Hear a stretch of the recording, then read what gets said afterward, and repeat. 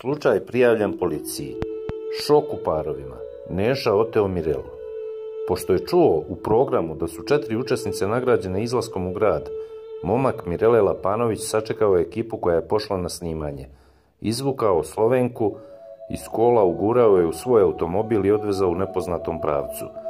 Produkcija Happy televizije je obavestila policiju, a istovremeno pokušala da stupi u kontakt sa Nešom Vukovićem, koji je oteo Mirelu Lapanović, sve vreme nastojeći da sazna šta se dogodilo.